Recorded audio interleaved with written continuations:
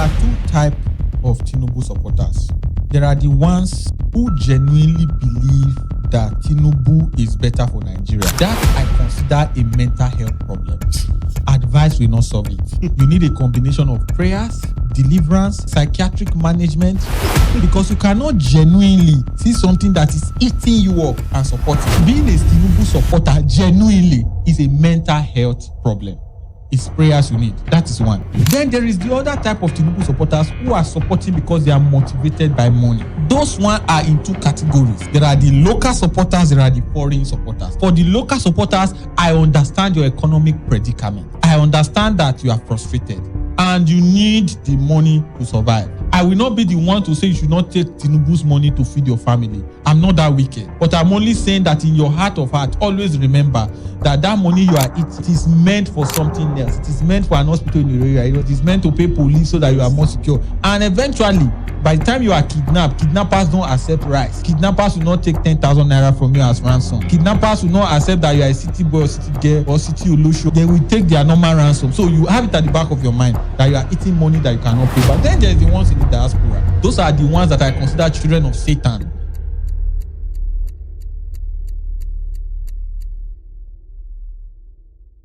Hi guys, so welcome to another episode on Top Point Studios. Here on Top Point Studios, we bring you interesting conversations, real life stories and experiences.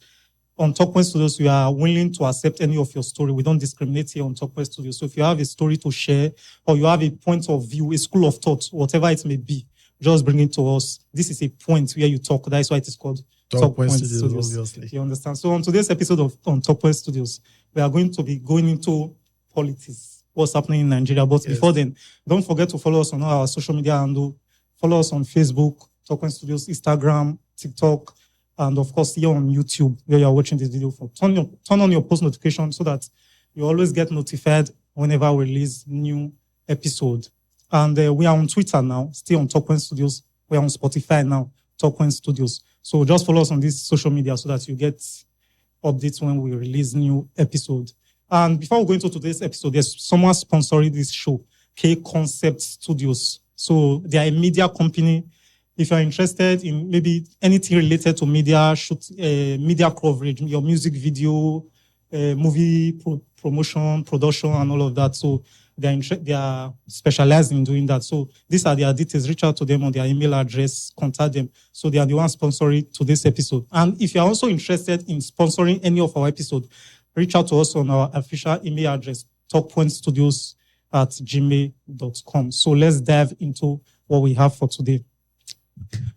So we have our wonderful guest here. A lot of you might know him, the mighty Idris. Welcome, sir. Welcome, sir. You're very welcome. Thank you for an opportunity to be here. I don't think I'm as big. I'm just Mr. Idris, if you like.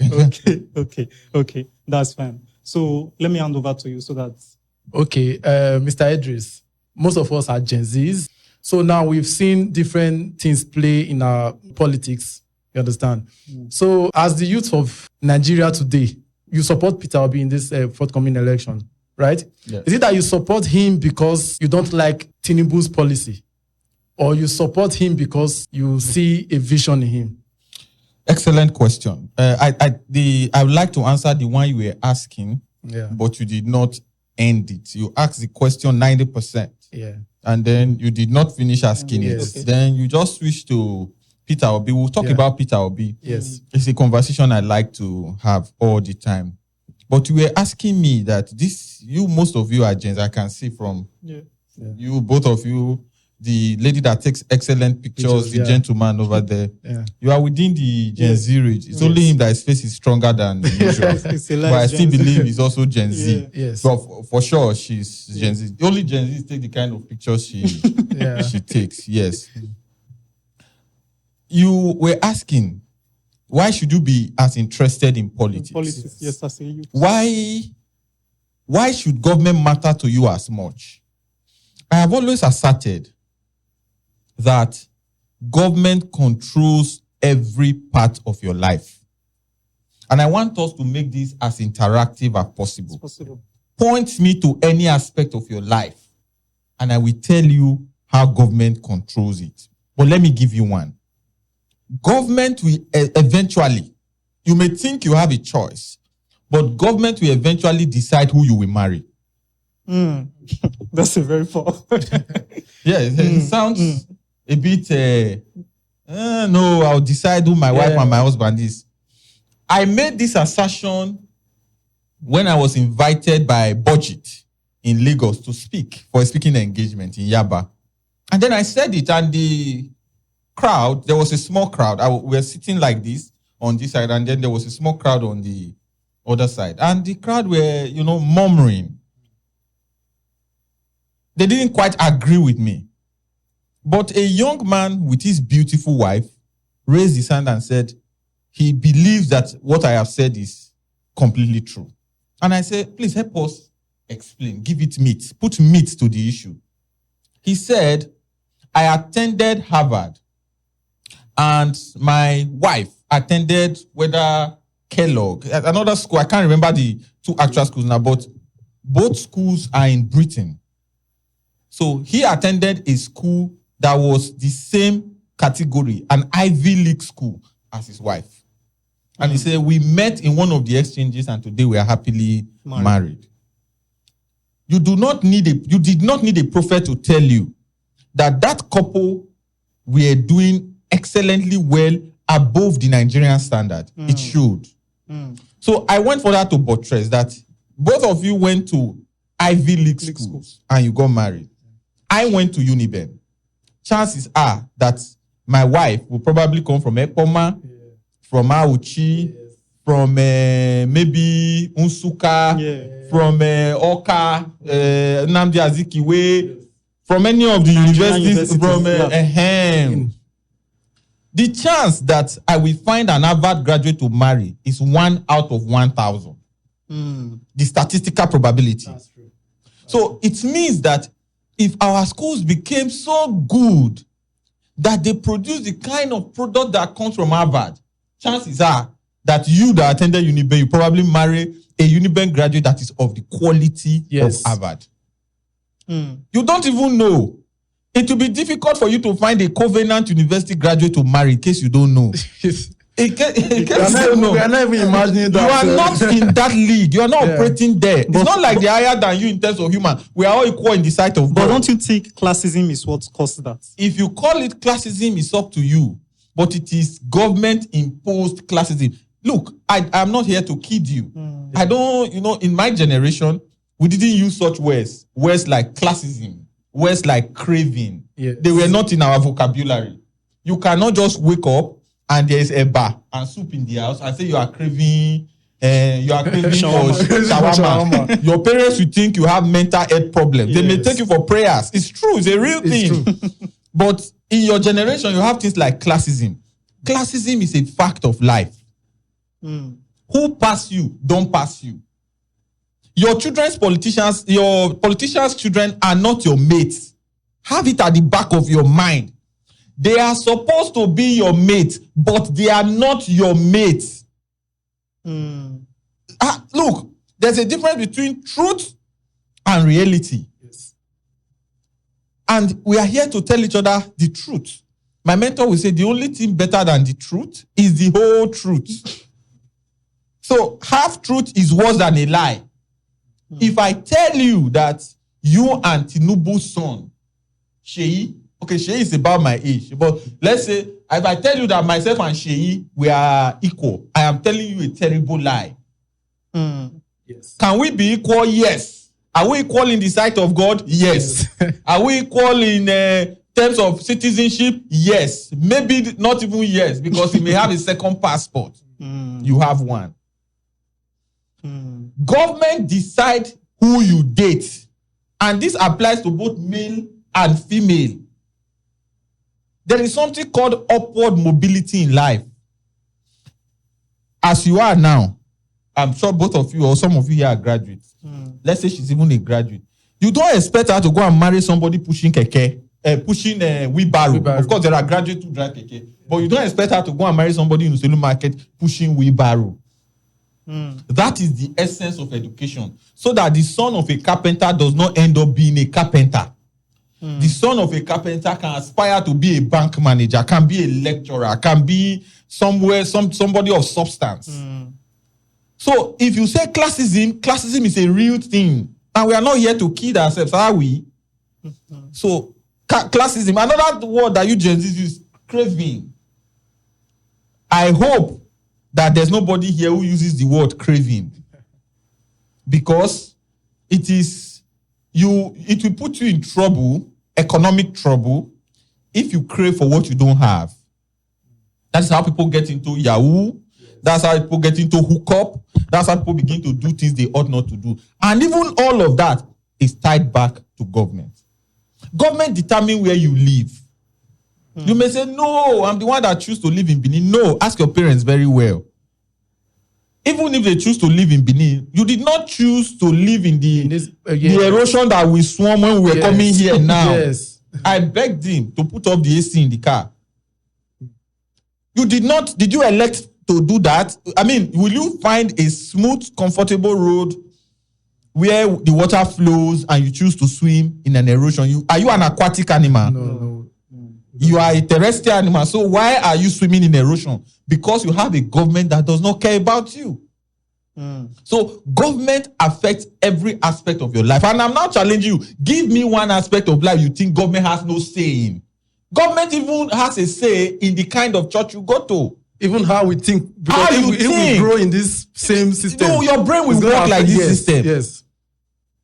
The church you go to, if your father was a civil servant, maybe a lecturer, chances are that you go to churches where they don't pray too much.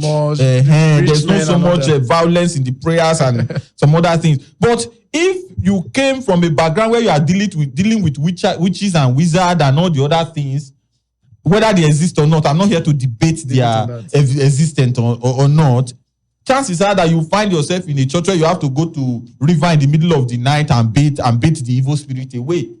There are children that have never heard of evil spirit in their life. They are Nigerians like you. You just have to travel and see.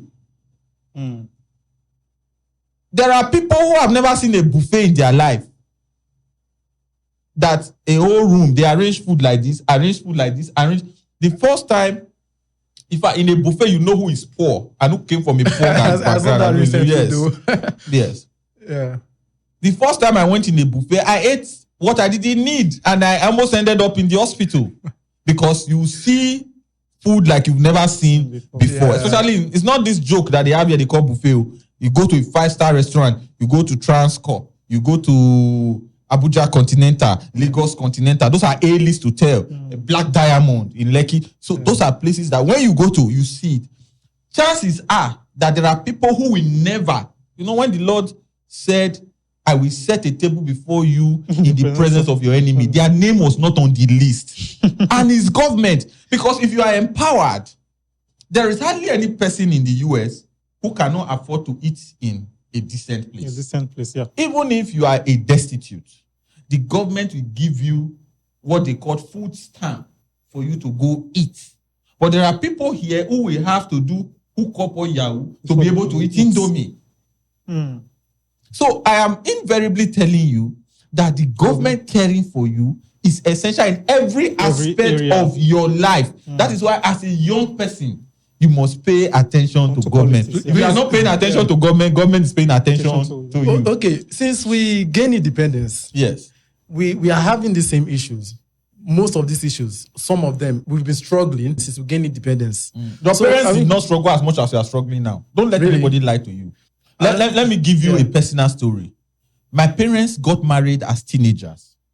My mother ended up still being the head of our school, government school, not private.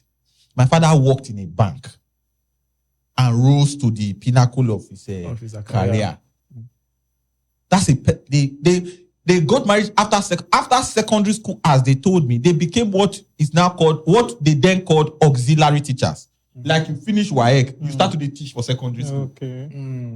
Ask your parents; they will tell you. If your parents are not, what's our own again? Millennial. If they are much older, they will tell you. So there was so much jobs were available in the 70s, 60s, 70s, and even 80s. that you will finish secondary school will beg you to teach in a government secondary school, not private, government secondary school. In fact, people were going to school then because there was hope for jobs. You must get a job. Yes. And they both, even in that government secondary school, they ended up going further when going to the university. After marriage, earning their degrees and working and getting to the pinnacle of their career. My mom died in service. She was 32 years in service when she passed in 2016. Government teacher. Today, there are more graduates without work than there are graduates with work. Exactly. For you to get a government job, people even have to bribe. Yes. People need to know somebody that knows somebody to get a government teaching job.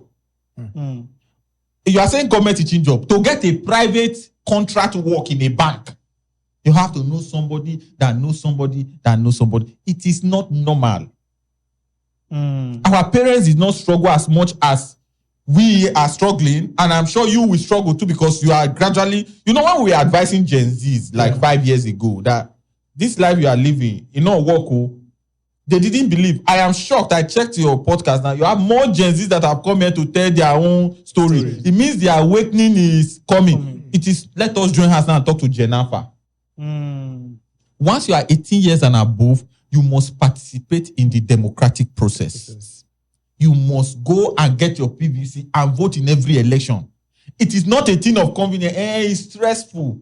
The sun is too much. It's not really my business. How does the government even affect me? If you have gone to school at all and you still don't know how the government affects you, I can't help you. Okay. As it is now, what did you think they did wrong? Like, at what point? And what did you think this government did wrong? Like, we started facing all this now. And, what really happened? Accumulated poor leadership. My mentor would say, if you have discipline in one area, it reflects on discipline in every other area. Let's say you are disciplined in your finances. You don't spend money anyhow. In our generation, in your generation, and even part of ours, people think you are valued by how you spend money, how recklessly you are able to spend money. And some of us bought into that plan, and we paid a very high price for it. That's why you go to club, people throw money in the air, people buy drink above the market price, 500,000, and pour it on a wristwatch. Like you use your money to buy this wristwatch, you bought drink and pour it. So you see, that lack of discipline comes back to bite you in your behind somewhere down the line. It's same with government. When the government is not disciplined, successive governments are not disciplined, you begin to have problems upon problems upon problems. So I give you classical examples. Let's stay within what you can understand. 1990 now, the democracy, this present democracy that you are seeing. Before now, there was the military. It will shock you to know that the Abacha administration, with all its stealing, is better than all of the successive administrations, save for maybe the Yaradua administration. For all the money that Abacha is still returning money to us. He took a lot. But what Abacha was analog in his stealing. They are still returning to us. The ones that are stealing now, you will never find it. The present thieves. I call them ancient looters and modern looters. The ancient looters are still paying us. Abacha, Abdusalam, IBB, you go down, even the old Buhari, in the Buhari military era, 2.5 billion naira oil money went missing. Fela had a long track to explain that how can 2.5 billion naira go missing? 2.5 billion naira. As at that time. This year, the Senate said 210 trillion was missing in NNPC. 210 trillion. And your musicians are singing about breasts, about yash, about girl, about man, about jewelry, about Yahoo, about Evian. I dance to those songs. I like those songs, but those songs are not taking us anywhere close to where we want to go. So as a youth, because I want us to make this session a bit more practical, do you think we have more people. Okay, let's say over the last 8 years of election, let's even say 2020, the 2023 election and what we are going on. Do you think we have more youth participating in politics? Or like, what are the response? Do you think there is progress, there's improvement? Is there hope? Or do you, like, let's say 8 years ago, 16 years ago, we have a lot of youth, political apathy. Yes. Someone like me, I think I voted the first time I voted was last election because yes, because I was saying what I want to vote for. Do you get? So it was just a political apathy with. So the politics was the awareness was low. Yeah. So do you think that we have a lot of youth now that are willing to participate in politics, or there is a lot more work to do?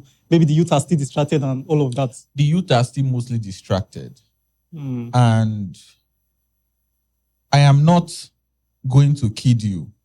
Sometimes the most difficult set of people to really fight for are Nigerians. I have been there. I've seen it. Take it from me. I have took risks.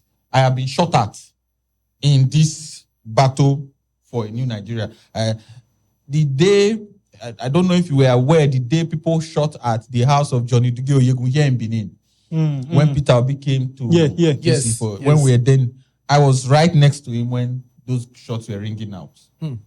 So a lot has happened. But it seems that our youth are now numb to government ineptitude, and it bothers me. You cannot be numb to government ineptitude and you think election does not start and end on election day. Election day is culmination of anger over time. You use it to go vote out or vote in who you prefer. At least the last major national protest, not major, because I've been in the end, I was in the end bad governance, I was participated in the electoral reforms. Okay. And then when INEC was deregistering parties on the instructions of the ruling party, I also was in that protest. These are very recent process. But in 2020, I was one of those who blocked this main gate here in Uniben. For the NSAS protest. For the NSAS protest. Young Nigerians got angry enough. NSAS is now almost 6 years old. 6 years, yeah. Yes. Young Nigerians got angry enough. But the people who were 15 years old during NSAS are now 21 years old. I am not seeing similar zest. In fact, NSAS now look like a relic of history. Whether you believe it or not, there are people who protested in NSAS that are still in detention till today. Some in Lagos, yes. But it is now to them like a relic of the past. And that's why you see people behave the way. I tell people, go register to vote, and they want me to convince them on why they need to vote. I usually tell them, you are the ones coming up. Some of us have managed to build enough social capital that we will be able to manage for the rest of our lives. Somehow. So those coming in now, they don't know what they are coming to meet. You that is leaving university now. When I left university, you will still write to companies and they will write you back. You could still write to schools and schools write. When I left the university, I got something they called Empower. When I finished serving. Okay. They were paying me 30,000 naira a month. And then I went to take my father's old car and I was using it to do boat. In this main gate here. Not boat, it was cab initially. Yeah. Then later, I now bought a bigger car. I started doing boat. I was also teaching mathematics. I studied mathematics here in the University of Benin, industrial mathematics. I was teaching in a school called Benin Technical College. So some of my students I have students who are now in the UK, who have traveled abroad, who I taught 6 years ago, thereabout. Today, there is no such scheme existing for you when you are planning to graduate. I'm talking of the Buhari administration that was a disgrace. Let's not even go to the Jonathan administration. Jonathan administration, as bad as you thought it was, Jonathan still had you win, that they could give you up to $10,000. If you were smart, you could pitch ideas and they would give you money. Jonathan had a lot of other, they did this thing they were doing for Niger Delta militants, rehabilitation, amnesty. People were earning 60,000. The 60,000 there is not the 60,000 today. Yeah. The 30,000 I was earning 10 years ago. a lot It's like more. 300,000 today. 300,000 to 400,000. Yes, today. So, but you that is coming, that thinks government is not your business, you will soon learn the hard way that every single aspect of your life, government controls it. Every single aspect. When in 2020, if you wanted to travel to the UK to study, you needed about 6 million naira. There are, I don't want to explain it here so that I won't be exposing people. There are ways you manage the money, and you find yourself in the United Kingdom. Today, as at last year, let me really curate this. As at last year, if you want to travel to UK, you needed about 15, 18, 20 million. As at today, you need about 40 million. The UK schools are now insisting that you must pay your school fees in full. I spoke to a travel agent, a school agent yesterday. Okay. You must now pay that £20,000, which is about 40 million, in full before you even apply for visa in Nigeria, and that is no guarantee that you will get the visa. As at that time, they don't used to do visa interview. Once you finish, you submit your documentation, you have paid school fees, you have done everything, your visa is 90%. It's going to come out. Unless maybe you lied in a document. Maybe you don't have your degree is fake. Today, you must do interview to go to the United Kingdom. Must, for student visa. Some people will say, oh, no, you are trying to scare people. No, I'm not a purveyor of bad news. My own is to live the life and explain it to you. If you take it, good for you. If you don't take it, good for you. You can't even try to apply to the US now. The US does not want to see your black face. US is no. They returned a whole FIFA referee. Who are you? Senegalese national team came. They put them at the airport and they were scanning them. I'm talking of A-list athletes. Sadio Manes of this world. Kalidou Koulibaly's of this world. You were scanning them. Such degrading treatment. Who are you now, Uniben, son of a poor man? Who are you? So now, that is not to say that there are no chances that you can go. Do you even know? I told somebody this, and they thought it was a lie. They went to find out, and they came and told me that, you're exactly right. For you to change your Nigerian passport, let's say one country looks at you favorably, that miracle happens to you. And the country say, we'll give you our passport. But for you to take our passport, you must reject your Nigerian citizenship, which means rejecting your Nigerian passport. Yeah. For you to reject your Nigerian, for you to say you are no longer, for you to divorce from this marriage from Nigeria, it will cost you over 5 million. So yes. Wow. To renounce your citizenship will cost you money. So you are effectively kidnapped in your own country. You just don't know it yet. And when I say it, like, the people say, oh, I am stretching the reality. Yes, it's good to stretch the reality so that sometimes your eyes will see. Yeah. If you cannot see, now you know. Election is the most important activity in the life of any country. Okay, you talked about election and why the youth should vote. The youth should vote. That's what you're saying. Okay, most of these youth now, they don't have trust in the government anymore. They are scared of. They are scared. Do you mean government or electoral process?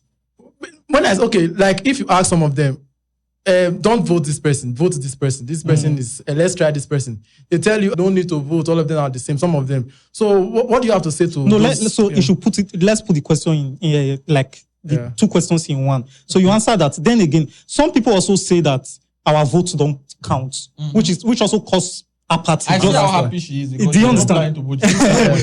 So you said that a lot of people don't even believe in the government. All of them are the same. That's one. A lot of them also feel that our votes do not count. Even because of the recent sensitization, I don't want to mention name, that has happened in just barely a month now. Because of the kidnapping of children, there's nothing else that has happened. It's that kidnapping that made people angry.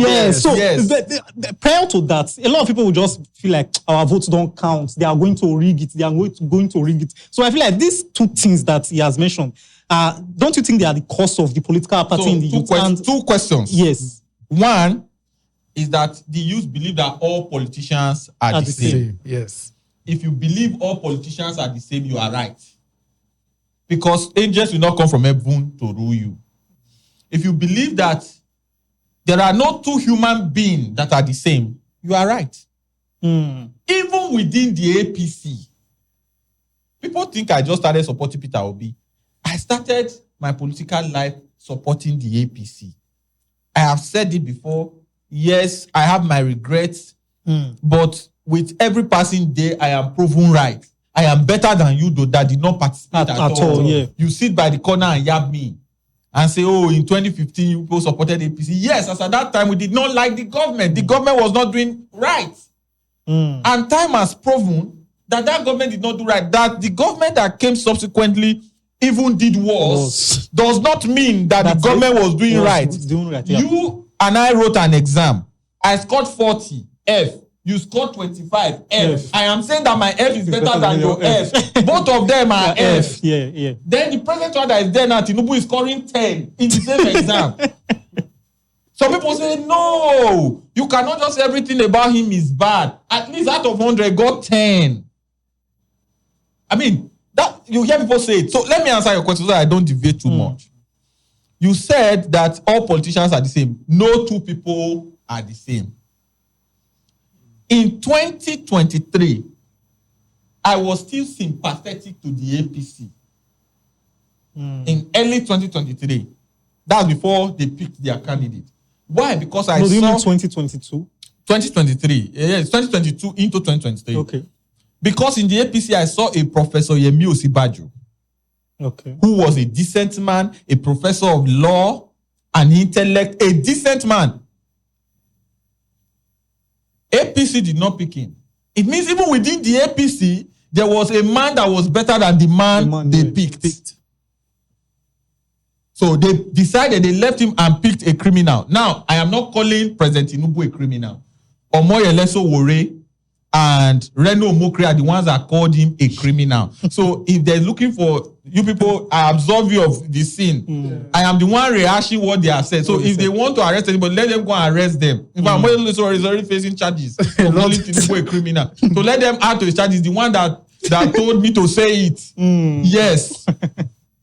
They left this man and picked Tinubu. In the entire APC people who wanted to be president, Tinubu was the worst in my assessment. And they picked him.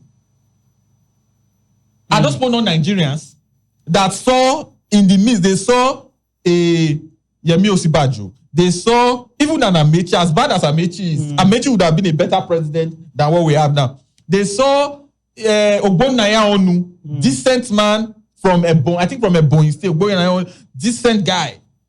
They left him. They picked Tinubu. If you say Yoruba Lokon, it's Yoruba Stone. He's Yemi Osinbajo from Edo State. He's not a Yoruba man. In the PDP, they saw a Peter Obi. Remember, Peter Obi started from the PDP. Yes. It was a PDP. As bad as Wike is, Wike would have formed, I know he's a bully, but at least, even when he's bullying everybody, at least he would have been showing some doings now. They saw a Wike. So within the PDP, they left everybody and picked the worst among them. They picked an Atiku. To the point that Obina had to leave, go to Labour, and everything scattered in APC that led to Amechi leaving. And then in the general election, you had a Tinubu, you had an Atiku, you had an Obi. There were Nigerians vehemently campaigning for Tinubu and Atiku. I mean, among these three, can't you use your tongue to count your teeth? And then, when we want to discuss these issues, they gaslight you with, that's a Gen Z language anyway. They will bring ethnicity, they will bring Tribalism. And religion. I told them, I said, when they were saying Muslim ticket, my family is unique. My immediate family is divided equally among Christians and Muslims. I'm talking of my immediate. Papa, mama, children. Immediate. 6 of us, 3 are Muslims, 3 are Christians. If you go to the extended family, it's maybe 70-30. 70 Muslims, 30 Christians. None of my Muslim cousins, brothers, I have blood brothers who are Muslims till today. Blood sisters who are Muslim. My father is a Muslim. They have never called me that they buy for a cheap. Cheaper than I buy for me that's a Christian. It affected everybody. It affects everybody. So that is one for the all politicians are the same, so I will not vote. It is a lazy man's thinking. You are just lazy. You don't want to vote. So you now generate excuses why you should not vote. Like they say, if you want to do a thing, you look for a way. If you do not want to do a thing, you look for an excuse. Right? Now your question was again about vote not voting counting. not counting. Again, if you want your vote to count, it will count. If you do not want your vote to count, don't vote at all. You not voting, you are invariably casting your vote for the person you don't want. When you don't vote, you voted. Let's say this next election that is coming, it is between Obi and Tinubu. And you say, I beg, I don't want vote. I like Obi, but I don't vote. You have voted for Tinubu. I voted for Tinubu. That's correct. That your vote is Tinubu's vote. Wow. I did a series. You can see it on my socials. 6 types of Tinubu supporters. It is the height of political illiteracy to say you not voting is your way of protesting against a bad electoral process. Your best protest against a bad electoral process is to participate in the process and try to, within your means, force the process to work. Like I told them online, I said, I can promise you that the votes in my unit will count. It will take a dragon with 5 heads to make sure that my votes do not count in my unit. You promise me that the votes in your unit will count. And let's see. Let us tell, like our governor is boasting that we give Tinubu 2.5 million votes. Let us tell the governor that, Mr. Governor, we don't have a problem with you being loyal to your boss. No problem. But you will have to go through Edo people to rig election for Tinubu in Edo State. So if Tinubu wants to win, let Tinubu come and campaign to Edo people and let him work for Edo people. Otherwise, we are not going to vote him. If the governor knows that he has to go through Edo people to rig election, do you think he will be in his right senses? And do you think he wants to do anything to an Edo man, to hurt an Edo man because of Tinubu? And if he does, don't you know he has sacrificed himself already? The politicians you are afraid of are not as powerful as you think. Trust me, I have sat in close quarters with them. They are human beings. They fear more than you. Find some courage. Find some spine. Develop some balls if you are a man. And confront the system. If you don't confront the system, you throw your hands up in the air. Of course, you are right. And we see it every day. Now everybody is rushing to do PVC. When we called out Nigerians out for a protest against the criminal electoral law they passed, because the electoral law is a criminal act. Yes, the one they passed. Yes. We fought and fought and fought. In fact, if we did not fight, the elections by now would have been over. Because what they passed initially was that they cannot do electronic transmission. Yeah, electronic. When we now did a big fight with them, they now say, yes, we will do electronic transmission, but if there's no network, we'll do manual. Now, that means we have something at least to hold on to. What that means is that if you come that day, you will advise the copper who is a Gen Z like you.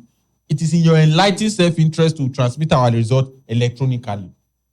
Just do your part and go. We don't have a problem. We will protect you. How are people in Kano protecting their votes? Have you read the Kwankwansia Manifesto on Protection of Votes? The Kwankwansias will protect you. If you are the electoral officer, they will protect you from your unit to the state collation center. Change their election result first. They will escort you in their thousands. But here, the problem we have down south is that we have sense too much. Too much of sense. Yes, it's a weakness. I've been so much careful. Not when you know too much, because you have 10 million you saw from Yahoo, you feel you are higher than every other person. 10 million is less than $10,000. 10 million cannot set up this studio. It cannot. That tells you that money is valueless. Because you are driving one car, you drive it through water, the car goes bad. I drive an AMG. It is water that spoiled the steering rack. The steering rack is 2.5 million. So that your 10 million, 25% of it will buy the steering rack. So sometimes, and most of us we spend money on spend money on cars. So when you finish buying that car, chances are that your money, you will use it to repair that car because of bad road. But if you participate in the system, you can make, even if it's little change. That's what we're talking about. We want to make change. Tinubu, as our president currently, Are you saying he's not doing anything at all? Or don't you think maybe he might need time? If you look at it, since he entered as president, there's not been one day I've seen ASU go on strike. So are you sure he's not trying to do something? Maybe he just need few more. Some people are time. saying that Tinubu is actually working. That's just that they don't know. No, it's not some people. What do you say? What No. We are. Point me to the work. We're like, okay. We want to, because trust me, as you are here, a lot of people want to ask you questions, but they don't have. So this is more like a platform. So we want to speak to some of the people's minds, even though you will give your own final verdict. Do you understand? So some people say that the Tinubu government do not have optics. Now, what they mean by optics is that if only they can communicate properly with the people. Nigeria, even for me personally, I feel like to please Nigerians are not really hard. It's not even really hard. If, let's say, for example... So why are Nigeria displeased with this government? Good. So some people are saying that they don't have optics. Let's say, for example, the killing that happened. If maybe President Tinubu just come and give a speech, or the people just sympathize and all of that. I used to hear this online. Do you understand? They say Nigerians will feel okay, maybe he's trying. And some people say that was what the Obi government would have done, because Obi relates more with the people. That's why people like him. But this Tinubu government, they do not relate with the people. They'll just that's how they do their own and all of that. So people say that they don't have optics. Do you understand I understand what you are trying to say. Government work does not hide. Government have two primary purposes: security and welfare of citizens. Finish. Nothing else. Nothing more to add. Now listen. If the Tinubu administration was performing, you don't need me to tell you otherwise. Exactly. I don't know how much older you were during Oshomole's first tenure, 2009 to 2012. 9 to 10, 10 to 11, 11 to 12. 2009 to 2000, I think 12 or 13 there about 2008 to 2012. 2012 election. Okay, that was won in early 2013. If you go on a public bus and you say you will not vote to Shomole during that his first term, somebody will slap you. Yes, because the work showed. Yes, the first and that's what is making me say that. It was during that time that we first of all had public buses. You will not believe it. Yeah. Public bus in Benin that had air conditioners. Yes, the Oshomole bus, the popular Oshomole bus. Well, just finish. I have some things to say here, because the work show. Now, in our grassroots, our villages now, close to election, they can start a project. Like they can do just a road there, but it's not actually fixing the country. That's what I am saying. Yeah. I'm just giving you an example of one individual. That worked. There was no school in Edo that did not get transformed. Let's even go to Anambra when Peter Obi was governor. There is no community that did not get their school transformed. There is no school in Anambra that did not have a bus. School bus. Government school. Not private. Not private. School bus, yes. There is no school that did not have a computer lab. There is no school that did not have a generator to power the school. That time, solar was not a thing. Maybe if solar was a thing, then you would have had solar. Yeah. There is no school that... Okay, why did you think they jumped in WAEC from number 20-something to number 1? Top 1. Okay. The first day. There is no school. Okay, I give you another example. Recently, I was involved in raising money for a child that had a hole in the heart. I think early this year. Yes, it's not early this year. I think late last year. The baby had a hole in the heart, and we were raising money, and the parents had come to UBTH to do, and then they did the diagnosis. The person was my classmate. The lady was my classmate, was married. And they needed whether 11 million, so I can't remember. So we had to find ways to raise the money. Most of our classmates, everybody got involved. I got involved. I put it out on my socials. If you still check my socials, it's still there.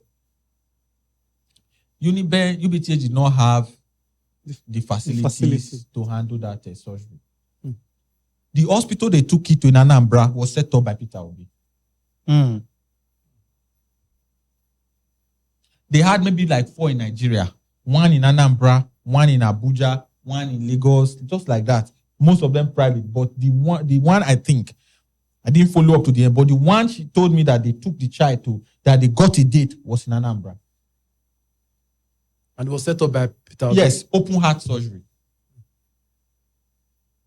If you know Nigerian routes very well, if you drive through Asaba and you climb the bridge that crosses River Niger to enter Onitsha, once you come down in Onitsha, it becomes a 10-lane road, wide like this. 5 on this side, 5 on this side. Yeah. That road was built by Peter Obi when there was no 10-lane road in the whole of south, southeast, most of southwest. Lagos did not have a 10-lane road then. They now have one now, Mile 2, the road that goes to Mile 2 to Badagry. Southwest, North Central, the only place that had 10-lane road in North Central was Abuja. There was no in Northwest and Northeast, none of those. That's a visionary. That's why when he contested for second, he won again. They removed him. He went to court. They came back. So that is why I'm even saying that Nigerians are not even really hard to just work. The Tinubu administration has not done anything. The work. You mentioned education, that teachers have not gone on strike, and lecturers ought not to go on strike normally. I mean, why will it is not supposed to be work? No, actually. it's not normal that they say lecturers went on strike. It's not a normal thing to hear. But let me even tell you the one you didn't mention in education. NEL fund for students. So you can take loan and go to school under fantastic idea. But let me tell you something that will shock you. When I went to the University of Benin, my school fees was 10,000 naira. I was in sciences, so I was paying 10K. Those in arts, ISD, all those other people were paying 8K. That was our school fees. Today, Uniben school fees is how much? That's what I heard that made me applied. And when I got to school, everything changed. How much is school fees in Uniben? It's over 100,000. I don't know. It's over 100,000. I think about Uniben school fees. 40,000. Okay, how much is now? It's over. Okay, they 40 from 300 and something to 100,000. It's 115,000. I think Uniben school is around 120,000. I paid 10K without loan.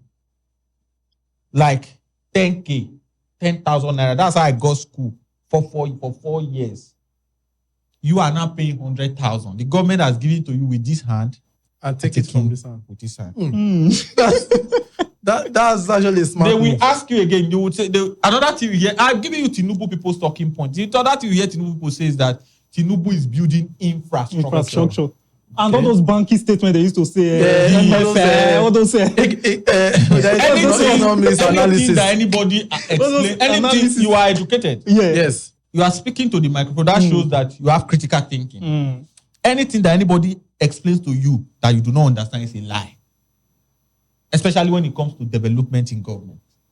If I want to explain marriage to you, now if I explain it to you and you are more confused, just know I've lied to you. It's a straightforward something. If somebody tell you direct foreign investment, what is direct foreign investment? It's not even like it's not showing the normal like they'll just bring direct paper. Foreign investment. Yeah. You will see it in jobs. In jobs, yes. Today, Nigeria has the highest rate of youth unemployment. If there is direct foreign investment, you will see it in poverty rate. Today, Nigeria has 140 million people multidimensionally poor. And increasing. If there is direct foreign investment in agriculture, in health, our agriculture would have improved and there will be food security. Today, we have 30 million people in extreme hunger. Nigeria is the hunger capital of the world. There is no other country in the world that has the number of hungry people that Nigeria has. There is no other country in the world that has the number of poor people that Nigeria has. No other country in the world. And for context, Nigeria is 250 million people.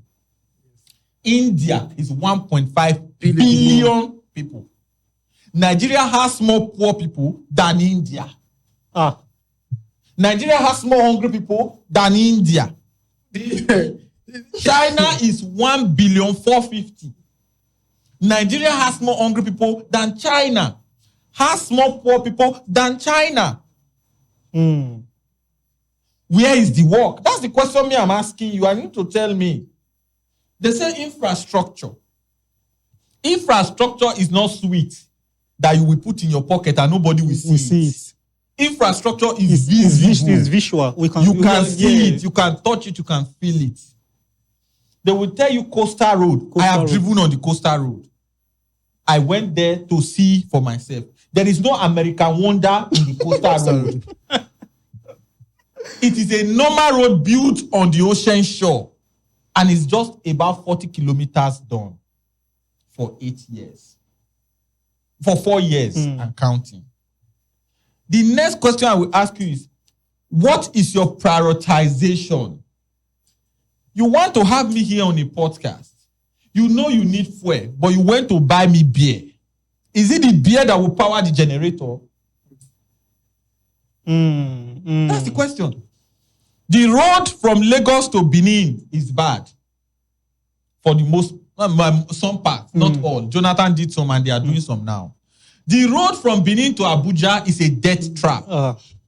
The road from Owerri to Port Harcourt is a death trap. The road from Abuja to Lokoja is a death trap. Most of the roads in Nigeria are death traps. But you went to build a road in front of the ocean. Why, if a sensible government will fix all of the existing infrastructure before building new ones? And when they say infrastructure, I will ask again, what infrastructure? Have you heard of a new seaport built under the Tinubu administration? No. Have you heard of an airport built or upgraded under the Tinubu administration? No. Under Buhari, that was a calamity. Buhari built the second, I've flown on it, the international airport in Lagos. There is a new terminal. He built the new terminal. I have flown on it. It's the best airport in Nigeria as we speak. The new terminal. Buhari built it. Buhari built it. It's still a disgrace, but it's better.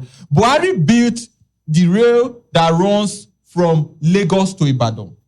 Buhari built the road that runs from Lagos to Ibadan, the busiest road in Nigeria. Buhari built the second Niger bridge. Jonathan built the rail that runs from Abuja to Kaduna. Jonathan built the road that runs from Benin to Ofosu. What has Tinubu built in Nigeria? That is my question. What has Tinubu? Where is the infrastructure? That's been done. Yes. So I wonder where they're not defending. So we see different analysis, we see different, but it's not reflecting. What I tell my friend here when it's sometimes be like, Tinubu is trying to do stuff like that. I say, but it's not reflecting. It's not. Some people will say. Some people will say it's time. Let me tell you. Nigeria will change. It's not that the decay has. That is more expensive. It's not reflecting. They'll say it's time. It will change with time. Lie. Take it from me. And I want to debate anybody at all. Since my last debate on your sister podcast show, no one is agreeing to debate me. They've all gone into oblivion. Because the lawyers say, rep ipsa loquitur. The facts speak for themselves. So which particular sector has Tinubu done exceptionally well that you want me to vote him for a second time? I'm asking you, you should be, anybody, let our viewers tell me. I wanted to say they said he paid back some debt, but I noticed he took more. Okay, let me agree with you. Let's talk about the finances in this government. This government has borrowed more than any other government since 1999 till now. All the government combined. This government has borrowed more. This government has taken our debt to nearly 200 trillion. They met 80-something trillion. Our debt is now nearly 200 trillion. They are even looking for another 5 billion. To the point that World Bank that likes loan is begging them that, please, so this loan you want to go, Nigeria is going to borrow from a bank in Abu Dhabi. Like imagine, name any country, South Africa will come and borrow money from Zenith Bank. A whole country is going to borrow from a bank. Nigeria is going to borrow from a bank in Abu Dhabi, Dubai. Dubai is a small country with two major cities. I said Dubai, UAE. UAE is a small country with two cities, Abu Dhabi and Dubai. They also have Sharjah. They have other places. But Nigeria, when Nigeria got independence and was already a rich country, Dubai did not exist as a country. It was a desert. It was a wasteland. Nigeria is going to borrow from a bank in Dubai. Our problem is not spiritual. Our problem is does not need time. If you have a proper government today, you will begin to see the difference in governance today. Most of the things you see happening in our country is dishonesty. Like I told them, I say if I ever make it, not if I ever, when I make it to being governor of Edo State, you cannot kidnap in my state. They say, oh, yeah, it's a lie. What do you think you know that those there don't know? It's not that they don't know. They are dishonest. I will be honest. To dismantle crime is easy. To dismantle crime is easy. And there are more good people than criminals. So to end crime is easier than to pamper crime the way they are doing now. They pamper crime. They negotiate with bandits. Yeah. And I said it in one of my former engagements that the reconciliation between a bandit, the reconciliation of a bandit is between him and his God. The repentance, say repentant militant, repentant of a bandit is between the bandit and his God. Government job is to arrange the meeting, set the table. Let them have that conversation with their God. It is God that will forgive them. Government job is not to forgive. Government job is to punish crime. If you hold an AK-47 now and come out here, it's BDPA police that will arrest you. But people hold AK-47, kidnap people, murder them, and there are even videos coming out now of rape and all manner of atrocities. And then you say, let us negotiate and let them repent. Who told you that a criminal can repent? A criminal will only face justice, not repentance. Those are some of the ideological inaccuracies that is running our country to the ground. It's your country. It's our country too. But it's more of your country than it is my country now, because at this stage, this is the stage that most people who were very vocal of Nigeria, in Nigeria, get to and sell out. This stage. And it is very difficult not to sell out when you look and you see that the people who you are taking all of the heavy risk for are not even thinking. Their head is not at all. I feel you. So I will appeal to young people, Gen Zs. I hope they find a way to watch it. The painful thing is that they don't watch things like this. This is boring. This is not entertaining. I am shocked that people put this together. You should be normally what you would do is who is singing, who is celebrity gossip, who slept with who, whose nudes have leaked. These are the things I see on the internet that are concerned. And then they have faves online. Favorites. They have favorites. They follow one person and say, oh, I can die for this person. Look, be a student to anybody you see. Don't be a follower. Like I told people, I'm not looking for followers. I have students. I don't need followers. Yes, they can be followers on Instagram. They can be called followers. But learn from me and let me learn from you. Don't. If you see me going wrong, call me. If you feel you don't want to tell me publicly, tell me privately. But once I get to the stage that I can no longer do wrong in your eyes, then I have lost it completely. I've lost the plot. And most of our young people have lost the plot.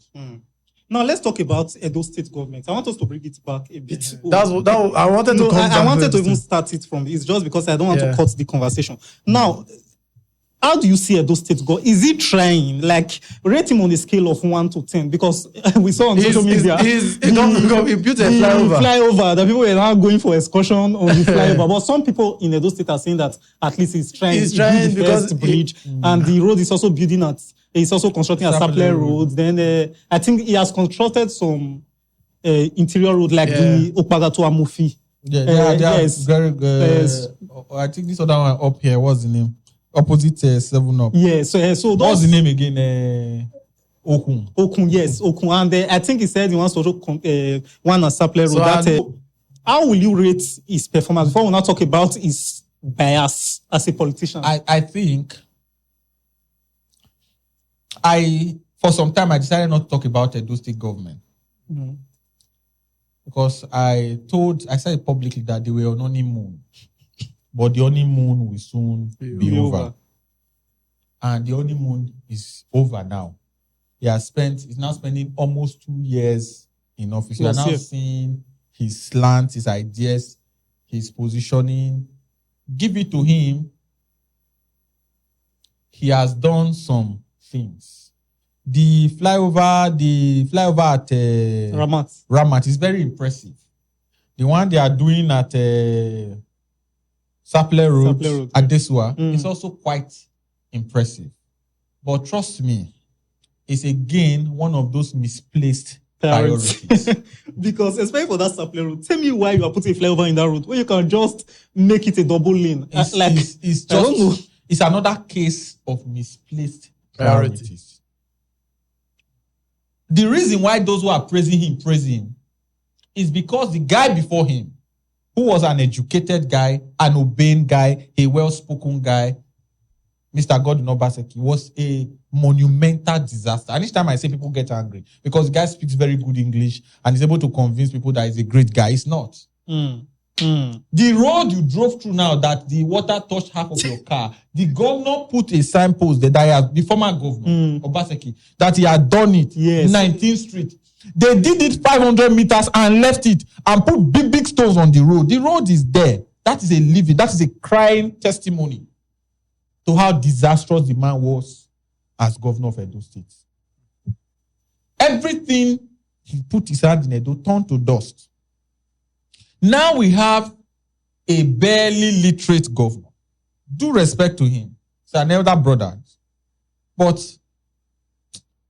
I mean, there are certain things you see that leaves you bitter as an Edo citizen. The recent statement that the opposition were the one kidnapping people. I have never seen such level of unintelligence in my life. The recent statement again that is going to give Tinubu 2.5 million votes is going to give Tinubu 2.5 million votes in Edo State. The total number of registered voters in Edo State as at 2023 was 2,250,000. It is a mathematical impossibility to attempt to extract 2.5 million votes from 2.25 million votes because you need 250,000 ghosts to make up 2.5 million. That is assuming that every single Edo person voted for Tinubu. Yeah. Which I know it's not even going to happen. Edo will be the first state that Tinubu will lose. I feel very sorry for him because his inadequacies are supposed to be covered by his advisors. Every man has inadequacies. His happen to just be obvious inadequacies. But his inadequacies were supposed to be covered by his advisors. But somehow he has managed to surround himself with advisors that are more inadequate than him. Every person of substance in this government has left the government. Every cerebral person in the government has left the government. What you see is that Edo is shining. What you see is grandiose project with no direct impact in the life of others. It is raining now. We have 2 gigantic flyover almost standing. But you cannot drive in the heart of GRA. EMI is flooded. Boundary is flooded. In front of government house, in front of four mechanized brigade, is flooded. Even this, what's it called? This Tom line. Tom line is flooded. In Sio here, there's somewhere in Sio. Flooded opposite the military barracks. They did not even say because it's an army facility, let them find solution. That place is flooded. Adolo is flooded. The whole of GRA flooded. But because your priorities are not right, you are using tens of billions to build flyovers. Now, are flyovers good? Yes, fantastic project. If I am governor, I will build flyovers. I think if I had his ears, the first priorities would be to deseed gutters, to build new gutters, to build a stormwater project in Benin, to continue the stormwater project that is Predecessors. The predecessors did. Obaseki didn't do anything. The predecessors did. To continue in that line, to deflood Benin and build quality roads in Benin. And then there is no road in Benin. There is no one good road in Benin. The only good road that we used to have is Sapele Road and Airport Road. They are now broken. They are almost broken now. Sapele Road is Airport Road is riddled with potholes. And you have not continued it beyond the zoo, beyond the bridge up. Yeah. So there is no critical thinking going on in Edo State government. I didn't want to talk about it. I must admit it here publicly. Before I became governor, I met him as a senator. And I think he's a fantastic gentleman. He has good intentions. But another thing is that there is a certain level of intelligence needed in government. Good intentions is not enough. Good intentions alone will not do the work for you. The only thing he has going for him is whereas he is honestly wrong, the man before him was dishonest and pretended to be right, spoke big English to buffet everyone. So I think that Okpebholo has not done significantly well as governor. Whatever he's doing now, there are people who will not disgrace us as much as he's disgracing us that can also do it. So I think as we approach the next, and then he's making a terrible mistake, boasting every day that he will give the president 2.5 million votes. He should be focused more on doing this, on whether he will be re-elected as governor. Because even within his APC, I know of people who are so displeased with his government that as we approach the next election, I'll give you a classical example. Edo South Senatorial District, the senatorial seat there, it's a big fight that is ongoing. It has not been resolved till as we speak. So I am using this opportunity to tell him again, it's not too late to take a step back. Even Sanwo-Olu, that is the governor of Lagos, is not promising Tinubu 2.5 million votes. You cannot be talking like Edo people are zombies. Yes, that just follow what you say. That will just follow you. And I am promising the governor today, Tinubu will lose in Edo State. For Tinubu to win in Edo State, he will have to go through Edo people. There is no place in Nigeria that people are more displeased with Tinubu than in Edo State.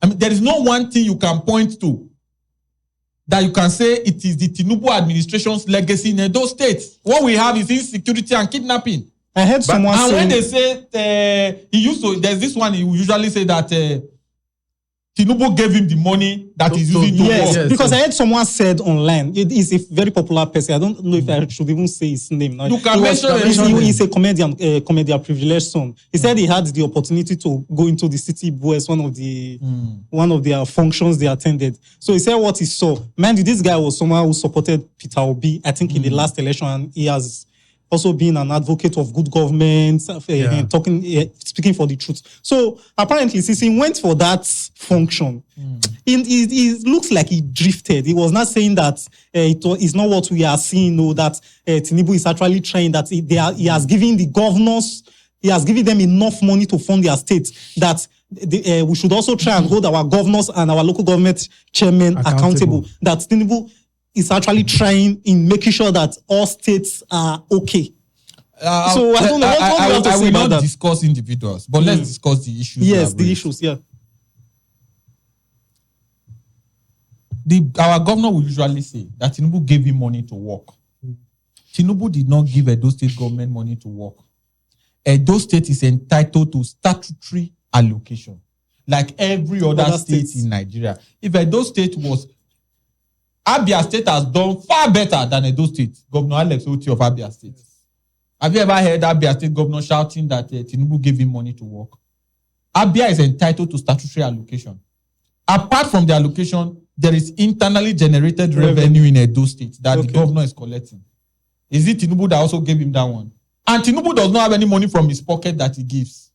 Tinubu is not giving anybody money from his pocket. He took loan now for the project. He did not take loan for, I don't know which project you are talking about, but Tinubu is not giving anybody money from his personal pocket. Money. Yeah, I get. It is Nigerian taxpayers' money and resources. Taxpayers' money. Yeah. And the fuel subsidy that was removed, that now made more money available. You are buying fuel more expensive. So it is your money that they are giving to Okpebholo and the other 35 governors, including the FCT minister, making it 37. It is your money that have recycled back to the pocket of the governors. And they are not even doing as much as we expect them to do with that money. If a government is getting like Edo, getting 25 billion, 30 billion a month, you cannot tell me that it's two slab flyover that you are doing. I mean, I'm saying this because to get to a point, I'll have to contest against Okpebholo in 2028. Yes. We are with that. We may have to consider it because it seems everybody is intimidated by we actually by the APC. The APC, everybody seems intimidated, seems scared of the APC. Nobody is actually scared of them.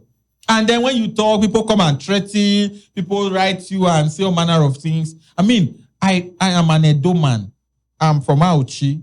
I live in Benin. I don't have anywhere else I'm going. Most times I trek. When I was coming here, it's not keke I entered. Yes. I didn't drive. So I'd enter keke. Sometimes I enter bus. The day anybody will confront me because of what I have said about government, me and that person, one of us will not go home that day. It's just a simple matter. Say your own, let's say our own. If you have a good story to tell your story. If we think your story is not correct, we will challenge it and correct it. It's that simple.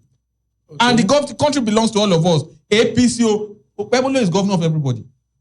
APCO, PDPO, NDCO, Labour, everybody. He's my governor. Am I proud of him? No. Is he my governor? Yes. Okay. I've been wanting to ask this personally because this affects me so much. The case of insecurity.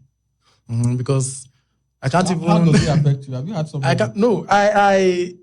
Something happened close to me where I just left and all that. Even the day something happened at Maygate, I was very close to that incident. Yeah, I came from the airport that day and I drove right into the... Yeah, I was very close to that incident and all that. Those people were very relaxed. When they were committing that crime. They were very relaxed. Broad daylight. Because I know when somebody is scared of something. So I think the security there was is very no fear. There was no fear. They were very relaxed. They did their thing and left. And they passed the police checkpoint. The police check, it was the insecurity got worse that those people, they calmed down to do their thing.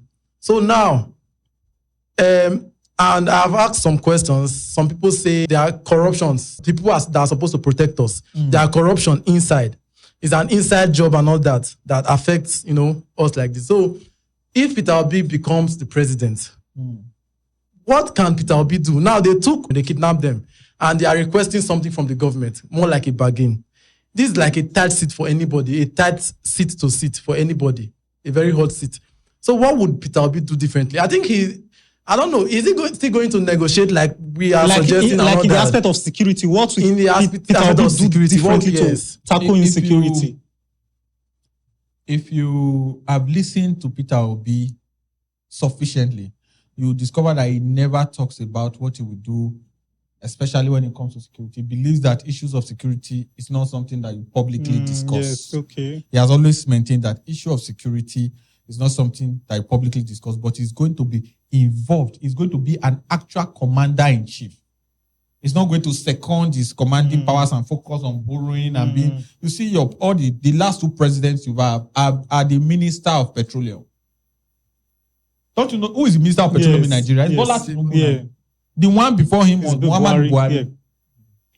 Why are they not Minister of Defense? Why are they not Minister of Police Affairs? Because they are fixated on the financial side. Not on the security and welfare of citizens. He has said that he will be fixated on the security and welfare. But having spent sufficient time with him and heard him in close quarters, I can tell you some of the things going on in his mind. For example, a government cannot pretend that they don't know where kidnappers are keeping victims. As we are talking here, the government can track me to this place now and pick me. I'll give you a classical example. You must have heard of my very good friend, Justice Crack. Yeah. Yes. They jammed his phone. He has two phones. Jammed his phone. Went into where his vehicle was parked. He had gone to eat in a popular restaurant. In the fullness of time, we are going to mention the name of that restaurant because he didn't do the right thing. They were supposed to have reported that somebody was kidnapped by people who were not even on uniform. Their facility. That we later found out to be military personnel in their facility, but they did not report it. So in the fullness of time, we are going to mention it, but not now. That time will come. Justice will be the one to do the mentioning. But we know. They jammed his phone, swooped on him, picked him up, wore him a hoodie, not the type you wear, the one that covers your neck up to this point, threw him inside the car, put a gun to his head, and took him away in a matter of milliseconds. Precision, they knew what they were doing. And that's, as I'm talking to you, somebody has told me that because of what we do, there is a high chance that my phone has been tapped. So I will hardly make direct calls now. It's not WhatsApp I was calling. So they have this technology. There are technologies in Nigeria that will blow your mind. Do you even know tapping a citizen's phone is illegal? Yes. You do not have a right to listen to my conversation. So if me and my significant other want to exchange sensitive picture, you want to watch it, we'll give you a show. Yes, we'll give you a show. So these are some of the things that are happening in your country. A serious government, it is a former head of state, Sani Abacha, that says if insurgency lasts beyond 24 hours, the hand of the government is in it. Part of what was disclosed in court when Malemi was charged was that he was involved in terrorism. He was getting kickbacks from terrorism financiers. Malami is the former Attorney General of the Federation.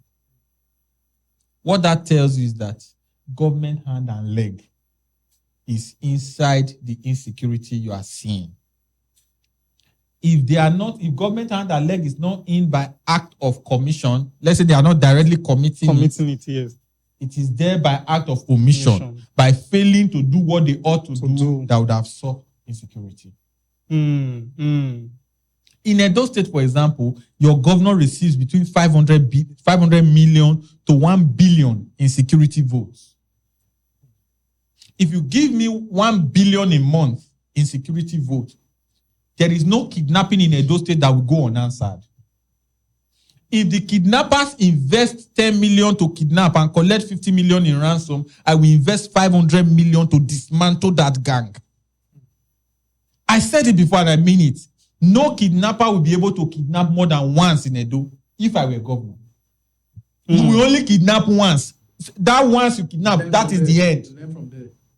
Once you do that, commit that crime once, we will deploy everything necessary to make sure that we get you, we recover the money, we dismantle it, and we give the family that has suffered that pain closure.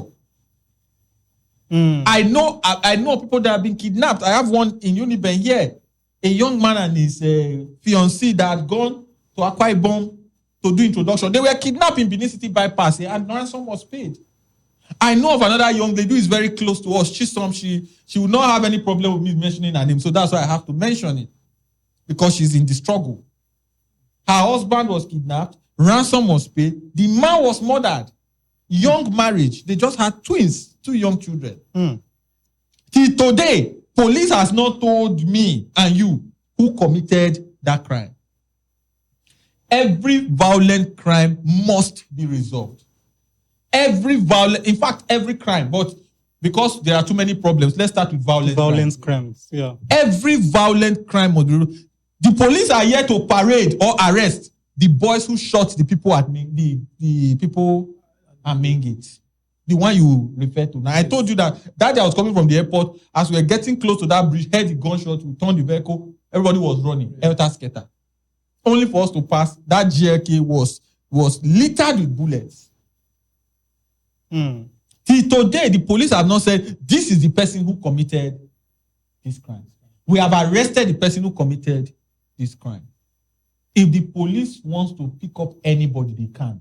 Another example that tells that they can is the Oyo State kidnapping of a mother and his twin sons, sister to the former minister of darkness, if you like, the minister of powerlessness, Adelabu.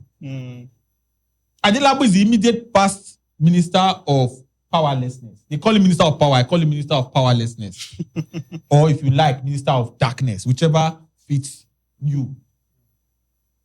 His sister was kidnapped with the 2 sons.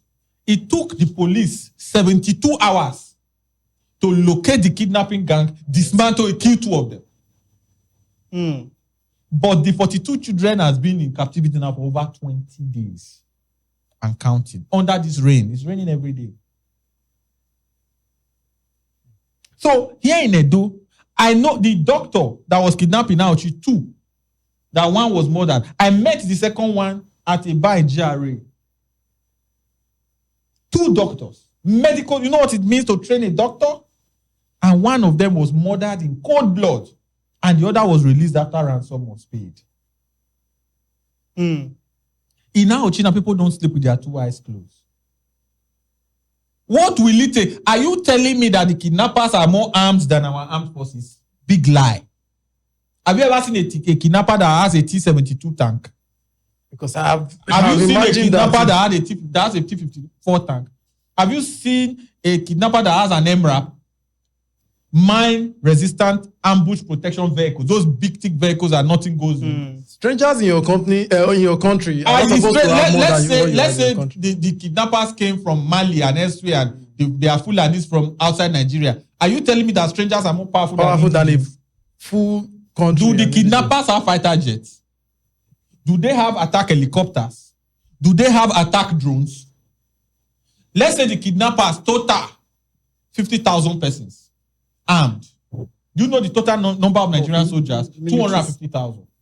So we have a 5-to-1 advantage against the bandits and militants. That is minus Air Force, minus Navy, minus police, minus civil defense, minus DSS. Our DSS are always in federal high court trying to block people going to court. Anytime we have court case there, like the Justice Crack case. Before I did my research, I thought that's their duty because of... Their duty is not to protect court. Their duty is intelligence-driven. To protect the state and protect you and I. To ensure that before a crime happens, they detect it. The same job that the FBI has in the US. Go and watch your FBI movie and compare to your DSS. How many times do you see FBI going to block courts in the US? We are living, our country is antithesis. We are living opposite of the way we are, supposed to be. And it all rises and falls on leadership. Once you get leadership right today, once you have a leader who is not interested in what he will steal, in what he will corner, in what his family will corner, in how to bribe you.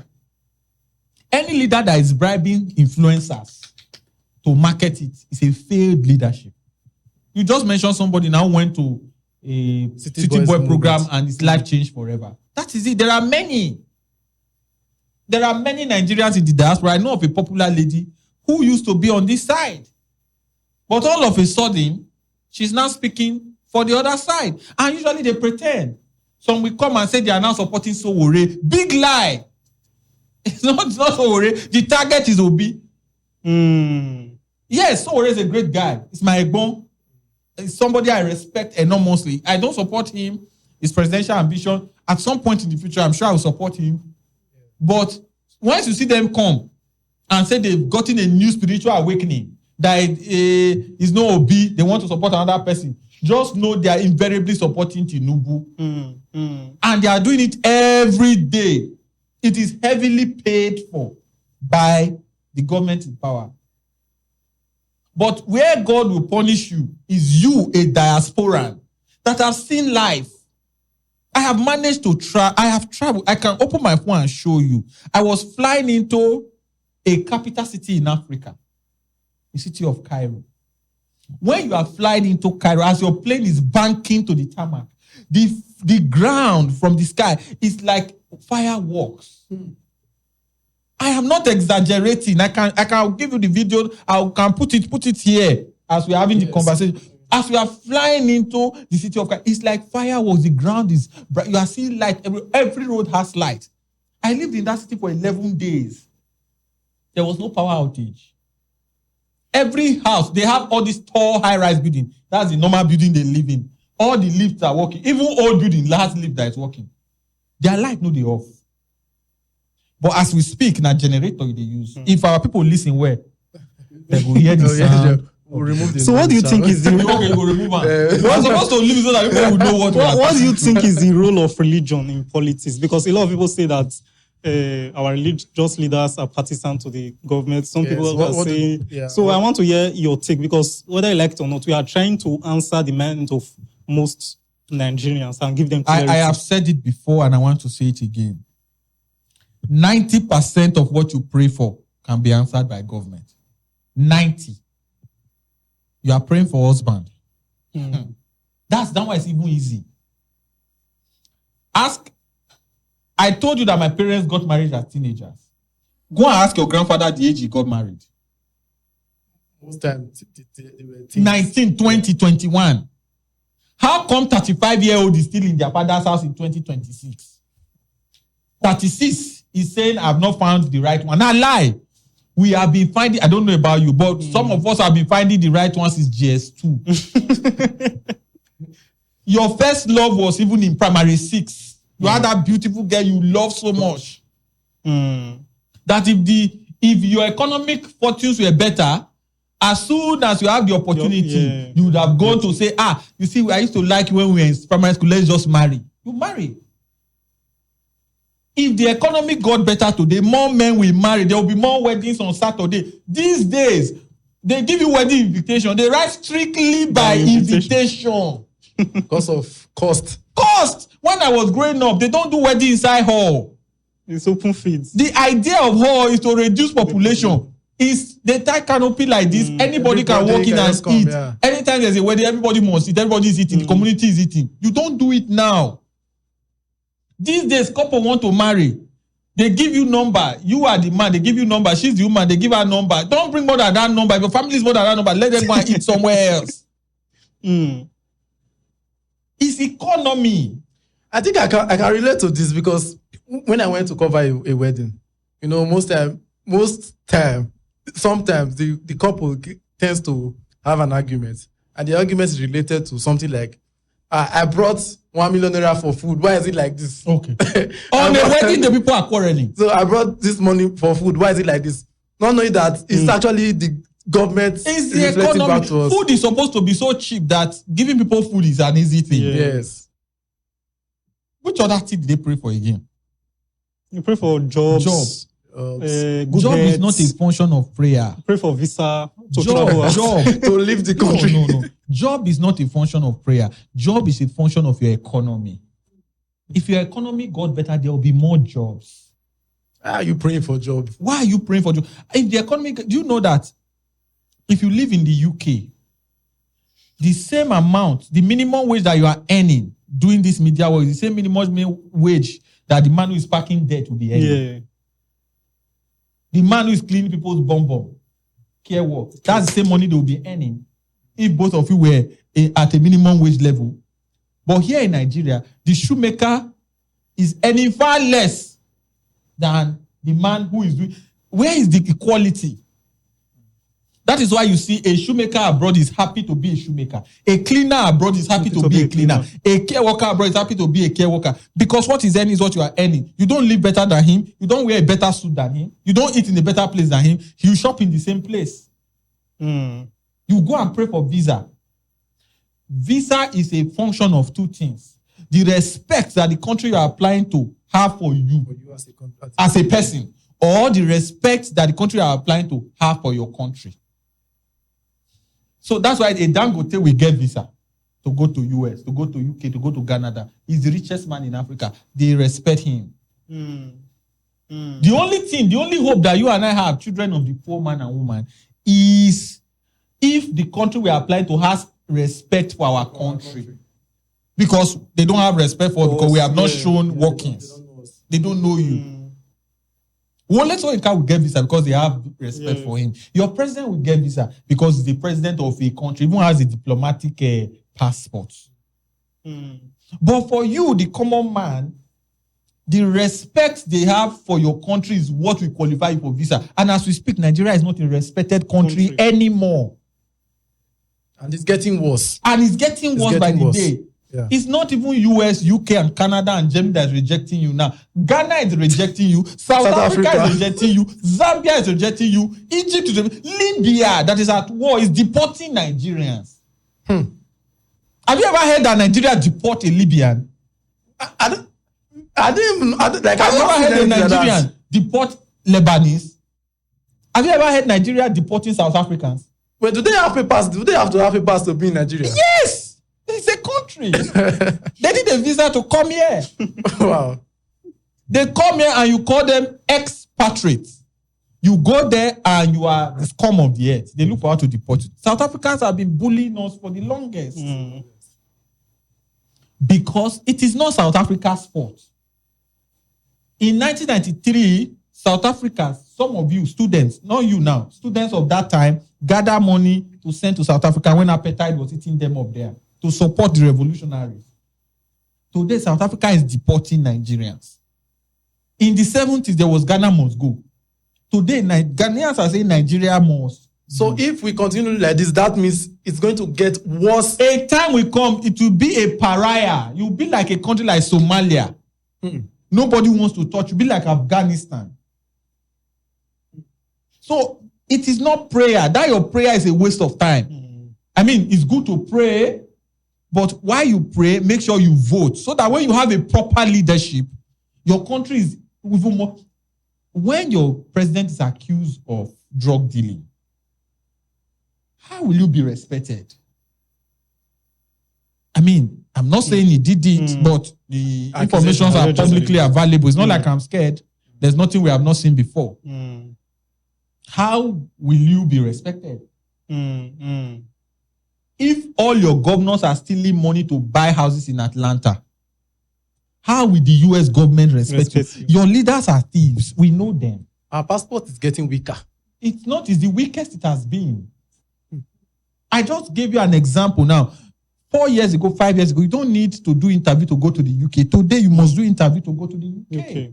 So they are tightening They have tightened it. the requirements. Before, you need to pay £3,000 as school fees deposit to apply for a UK visa. Now you have to pay the entire school fees.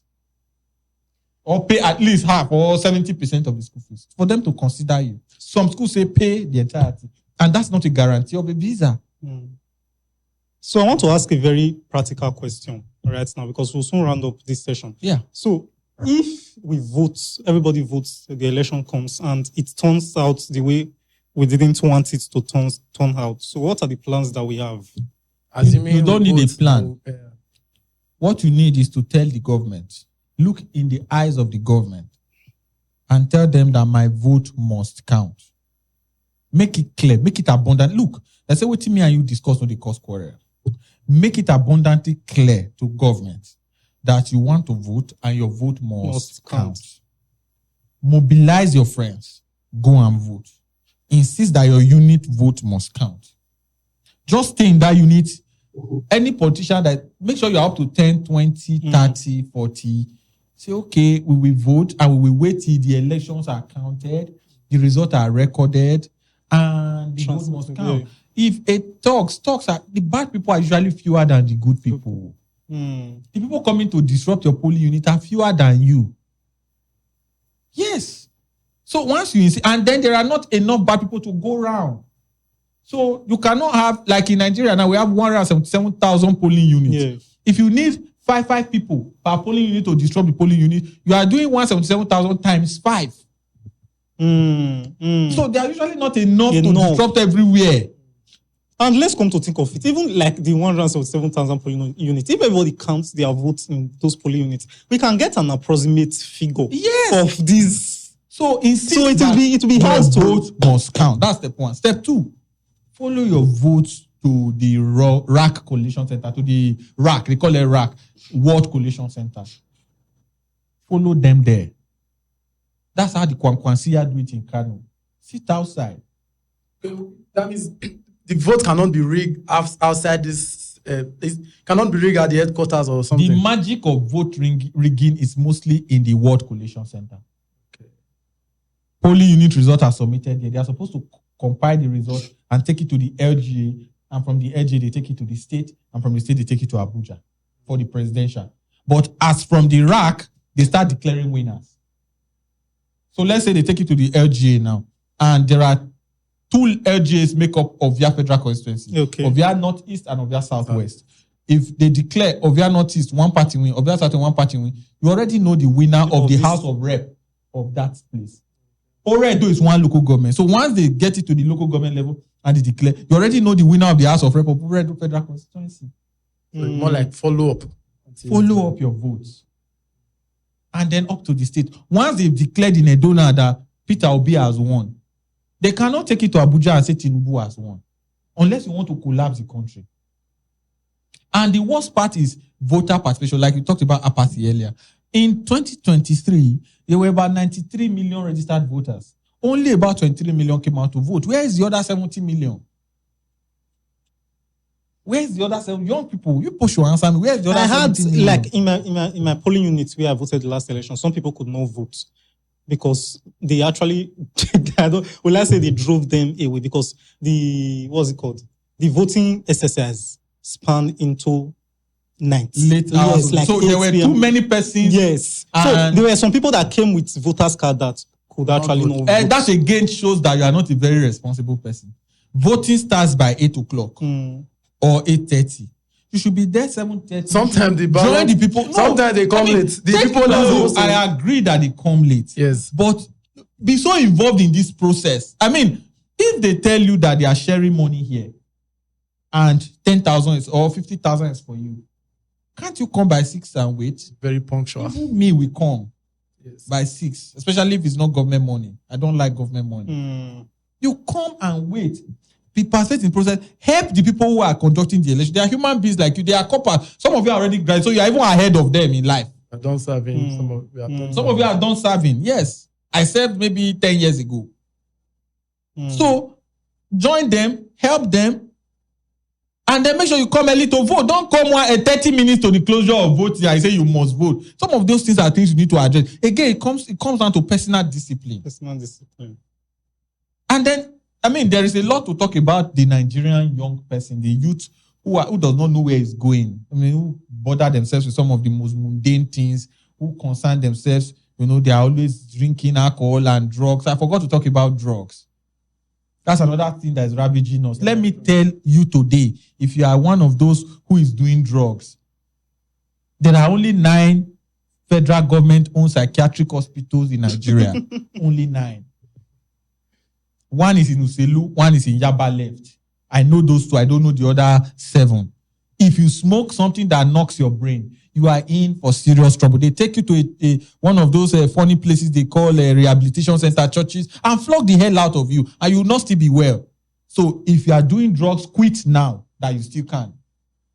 I am happy you had someone come who talked about drugs and the effect of drugs. It is real. I think they had to get help. Like it took a lot of time before he could find a place to get help. And it's not cheap. It's not cheap. It's not cheap. I had gone to the psychiatric hospital here in Benin. If you see what drug has done, sometimes they should organize tours. I don't know how it can work. But even there, they don't allow filming. They don't allow people to just come if you don't have any business there because they want to protect the patient, which I totally understand. But those who are not there yet, you'll be able to see what will happen to them.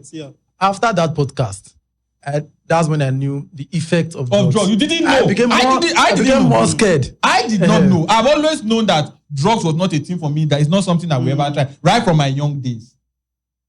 The weeds people smoke, I knew. Do you know that when I was growing up, if you want to smoke weed, you climb a tree. So that nobody knows you are smoking weed. So that as you are there smoking the weed, it is between you and your creator. These days, people smoke it in the streets. Everywhere. People smoke it in the club. Any hotel you go to now, they say no smoking of weed here. To tell you that people smoke it everywhere now. And the NDLEA is inept and corrupt. Because drug is a big business. You have to know that there's economy around that. So you that is taking it is because you are consuming. That's why they are selling. I am begging you as an elder brother. If you are a young person listening to me, quit drugs. You are playing with your life. Yes, it is treatable.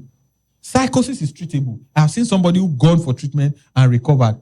But there are only 9 hospitals. The chances that you will find a bed is remote. But before that time, maybe you land in one place where they flog the hell out of you.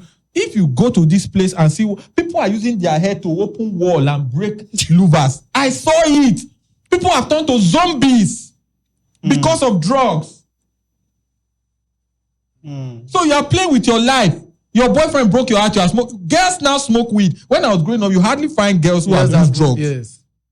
It was men. That's why you mostly they call you a madman. Rare to say mad woman. Even beer. But now, yes. Even beer, girls sit down now to drink. I mean, we have to find a way to go back to what we used to be. And when people say this, I am not saying this. The smoking you are smoking is not for me. The drinking you are drinking is not for me. It does not affect me. It does not affect my family member. If I know you smoke or if I know you abuse drugs, I will not even be your friend. And nobody around me can be your friend. I don't have problem with you. You are holy. You are a good person in the sight of God and your family, but not to me. I hope you stop so that you don't hurt yourself in the long run. Okay, before we round up, what advice do you have? I want you to give advice. What advice do you have for Tinubu supporters? Tinubu supporters. The people that supporters. What advice do you have for them? I believe there are 2 types of Tinubu supporters. There are the ones who genuinely believe that Tinubu is better for Nigeria. That I consider a mental health problem. Advice will not solve it. You need a combination of prayers, deliverance, healing, psychiatric management, because you cannot genuinely see something that is eating you up and support it. It's just like we are talking about drugs. It's a mental health problem to think that drugs that will destroy you is your help when you are depressed. You say, I'm depressed. Those are some of the language we didn't use. Gen Z used them. In my time growing up, depression was not a word. I mean, are you mad? Like your parents would say, yes. you really like. I know people will abuse me for this. Say depression is a medical thing. I agree with you. But when I was growing up, it was impossible to be depressed. Why are you depressed? I mean, Why are you depressed? you were so poor, you were so hungry, you were so frustrated that depression, your energy came from inside. We now excuse people and say, yes, you can be, yes, you're having yes. And then the person is doing drugs. And that's why I also do not believe in soft parenting. You saw the boy in Abuja who stabbed his father to death. Brings a girl home and himself and the girl, and I think they had issues, say the father was not giving him the man, and then he stabbed the man, as the story goes. At this my age, this my big age, I'm not sure I can still show my father that this woman, no. It's still done in a certain respectful way. No, you can't just do it like that. My late mother helped me rent a house in Benin and told me, when I was already at university, and told me that I'm renting this out for you. I am not renting for you to come and use it to camp girls. My mother was not living with me. My mother was not even in Benin. She was in Auchi teaching. No girls slept in that house till I left that house. It seems like my mother stood in the corner with a cane and was looking at me like this. I couldn't do it. But these days, people do things. So, being a Tinubu supporter genuinely is a mental health problem. It's prayers you need. That is one. Then there is the other type of Tinubu supporters who are supporting because they are motivated by money. Those one are in 2 categories. There are the local supporters, there are the foreign supporters. For the local supporters, I understand your economic predicament. I understand that you are frustrated. I understand that you are almost destitute and you need the money to survive. I will not be the one to say you should not take Tinubu's money to feed your family. I'm not that wicked. But I'm only saying that in your heart of heart, always remember that money you are eating, it is meant for something else. It is meant for an hospital in the area. It was meant for schools. It is meant to pay police so that you are more secure. It is meant, and eventually, by the time you are kidnapped, kidnappers don't accept rice. Kidnappers will not take 10,000 naira from you as ransom. Kidnappers will not accept that you are a city boy or city girl or city Olusho or city whatever. They will take their normal ransom. So you have it at the back of your mind that you are eating money that you cannot pay back. Then there's the ones in the diaspora. Those are the ones that I consider children of Shaitan, children of Satan. Because you cannot have lived in Canada, lived in Australia, lived in America, lived in UK, lived in even lived in South Africa, and you say you are supporting Tinubu. You have seen life work. Development. You have seen system work. You have seen how health issues are addressed. You live in the UK. When you fall sick and you call the ambulance is there in 5-10 minutes to pick you. Here we have city boy buses, but there are no ambulance in UBTH. I thought UBTH does not have his own. I've never seen a UBTH ambulance. When my late mom was sick, we rented an ambulance that brought us to UBTH and took us back to the place we were doing scan. I still remember this vividly. I had taken someone to the pediatric unit in UBTH and we bought bulbs. Me and the people came bought bulb for the ward. I'm talking of maybe last year. I don't know if it has changed now, but it's up to them. I'm saying what? Yeah, last year here. I'm not. When I say pediatrics, children ward. Yeah. It's not adults. So if the children don't be like that, I don't know how children adults. are supposed to be priority. Yeah, that are supposed to be priority. So how can it be then that you know how systems work? You live abroad, you live in a modern country, and they give you 10 million, 20 million, 30 million, 40 million, and you are marketing your voice. You are selling your voice in the diaspora in support of Tinubu. Is Tinubu my enemy? No. Do I hate him as a person? No. But do I dislike him and I hate him as a president? Absolutely. I think he had a unique opportunity to redeem his bad name, but he has further spoiled his bad name. He has done a poor job as president. He has failed in all the indices of leadership. He has failed in health. He has failed in education. Today, Nigeria has the highest rate of drug abuse, in case you don't know. Nigeria is the poverty capital of the world. 140 million multidimensionally poor. Nigeria is the hunger capital of the world. Over 30 million. I'm not talking of you that is doing 101, 001. No, you are okay. I'm talking of those that wake up in the morning and don't know where the next meal will come from. Nigeria today has the highest number of out-of-school children in Nigeria. In fact, if we want to do a social experiment, let's go to Main Gate. You will find at least 50 out-of-school children. What is the plan? What is the future of those children? Do you think those children don't deserve an education? Do you think those children don't deserve a future? And you see all of this and you still support Tinubu, you are a child of Satan if you live abroad. If you live in Nigeria and you collect money, I can pity you. I know they are genuinely sick. If you are one of those who genuinely believe that Tinubu has done right, it's a mental health problem. See a psychiatrist. Thank you for your attention to this matter. Thank you so much. Thank you very much. So we'd like to end this session here, but you guys have heard from him. Let this sensitization continue. As a youth, we have to be practically involved in politics and government. Make sure you vote. Make sure. That's the solution. That's the solution. He said that your government controls every part of your life, including to your private life, including you getting married. So you have seen how including critical, your girlfriend. You have seen how critical the quality of your girlfriend. Yeah. So you have seen and how the quality of your you wife. have seen how critical this is. So our futures lies in this next coming election.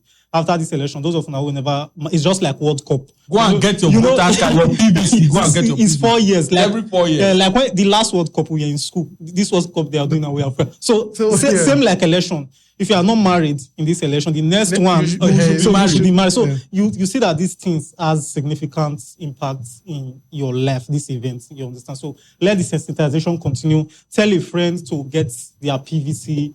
Can we put the link on this video if you remember, So please? how to get How to get your PVC. PVC. Okay, I'll put it on so, this video. So Yeah. please, if you remember, add it to this video. And thank you guys for listening to us. Thanks for on joining this us for this episode. And, session. remember, there's someone sponsoring this show, K Concept Studios. They are a media company. So they are specialized in media coverage. If you have a wedding, for any job that has to do with media, music promotion, wedding, whatever, anything that has to do with media. So reach out to them on their official email address. These are their contacts. And if you are interested in also sponsoring your brand, just like you are seeing here, reach out to us on our official email address. And thank you to our amazing Thanks a guests lot. for Thank you. granting this invitation. Thanks for So coming. see you guys in the next episode. Bye. Bye. Thank you.